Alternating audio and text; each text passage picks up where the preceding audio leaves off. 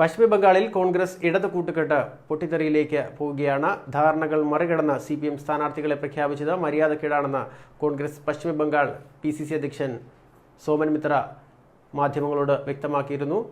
42-ൽ 25 സീറ്റുള്ള സ്ഥാനാർത്ഥികളെ കഴിഞ്ഞ ദിവസം CPM പ്രഖ്യാപിക്കുന്ന ഒരു സാഹചര്യമാണുണ്ടായത്. കോൺഗ്രസ് ആവശ്യപ്പെട്ട പുരുളിയ, ബാഷിർഹട്ട മണ്ഡലങ്ങൾ CPIക്കും ഫോർവേഡ് ബ്ലോക്കിനുമായി CPM നൽകിയത് ഇപ്പോഴത്തെ പൊട്ടിത്തെറിക്ക് കൂടുതൽ കാരണമായിരിക്കുകയാണ്. കഴിഞ്ഞ നിയമസഭാ തെരഞ്ഞെടുപ്പിൽ കോൺഗ്രസും ഇടതുപക്ഷവും സഖ്യത്തിലാണ് മത്സരിച്ചത്. CPMന് 20% വോട്ടും കോൺഗ്രസിന് 12% വോട്ടും കിട്ടി. BJPയും തൃണമൂൽ കോൺഗ്രസിനെയും ഒരുപോലെ എതിർക്കുകയും കൂടുതൽ സീറ്റ് പിടിക്കുകയുമാണ് ഇത്തവണ കോൺഗ്രസിന്റെയും ഇടതിന്റെയും പ്രധാന ലക്ഷ്യം. എന്നാൽ പ്രാഥമികമായ ധാരണകൾ പോലും CPM അംഗീകരിക്കുന്നില്ല എങ്കിൽ സഖ്യം വേണ്ട എന്ന നിലപാടിലാണ് കോൺഗ്രസ്. തീരുമാനിച്ച സീറ്റിൽ ഇക്കാര്യത്തിൽ ഇനി ഒരു ചർച്ചയ്ക്കില്ല എന്ന് തന്നെയാണ് CPM വ്യക്തമാക്കിയിരിക്കുന്നത്.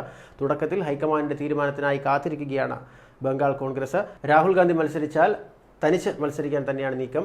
CPIM തങ്ങളോട് ചെയ്തത് മര്യാദയില്ലാത്ത പ്രവൃത്തിയാണെന്നാണ് ബംഗാൾ PCC അധ്യക്ഷൻ സോമേന്ദ്രനാഥ് കഴിഞ്ഞ ദിവസം പറഞ്ഞത്.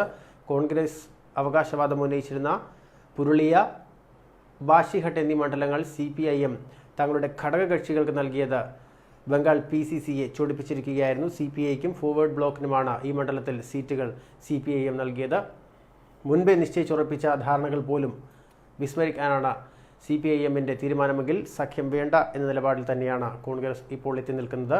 അതേസമയം സീറ്റുകൾ നൽകിയതിൽ ഇനി ഒരു ചർച്ചയ്ക്കില്ല എന്ന് പറഞ്ഞുകൊണ്ട് CPIയും തങ്ങളുടെ നിലപാട് കടുപ്പിച്ച് രംഗത്തെത്തിയിട്ടുണ്ട്. എന്തായാലും കോൺഗ്രസ് ഹൈക്കമാൻഡിന്റെ നിർദ്ദേശമനുസരിച്ച് മുന്നോട്ടു പോകാനാണ് ബംഗാൾ PCC തീരുമാനിച്ചിരിക്കുന്നത്.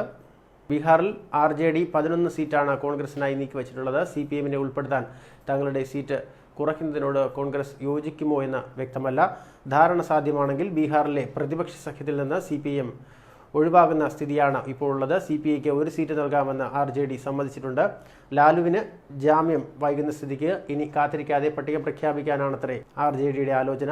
അതുപോലെ തന്നെ മഹാരാഷ്ട്രയിലെ സംവരണ മണ്ഡലമായ ഡിൻഡോരിയിൽ കഴിഞ്ഞ ദിവസം NCP സ്ഥാനാർത്ഥിയെ പ്രഖ്യാപിക്കുന്ന ഒരു സാഹചര്യമുണ്ടായി. ഇതോടെയാണ് CPIM ജീവപാണ്ഡു ഗെവിറ്റിന്റെ സ്ഥാനാർത്ഥിയായി പ്രഖ്യാപിച്ചത്. വിട്ടുവീഴ്ചയ്ക്ക് തയ്യാറാകാത്ത NCPയുടെ സമീപനം കേരളത്തിലെ മുന്നണി മണ്ഡലത്തെ ബാധിച്ചേക്കുമെന്നും CPM നേതാക്കൾ സൂചിപ്പിച്ചു. അതേസമയം CPM പ്രകടന പത്രിക 27-ന് പുറത്തിറക്കും. BJPയെ താഴെയിറക്കുക എന്നതാണ് പൊതുവിലെ മുദ്രാവാക്യമെങ്കിലും ഇപ്പോഴത്തെ സ്ഥിതിയിൽ ഇടതിന് പൊതുവായ പ്രകടന പത്രിക സാധ്യമല്ല എന്ന് CPM വൃത്തങ്ങൾ വ്യക്തമാക്കുന്നു. ന്യൂസ് ഡെസ്ക് മലയാളി വാർത്ത.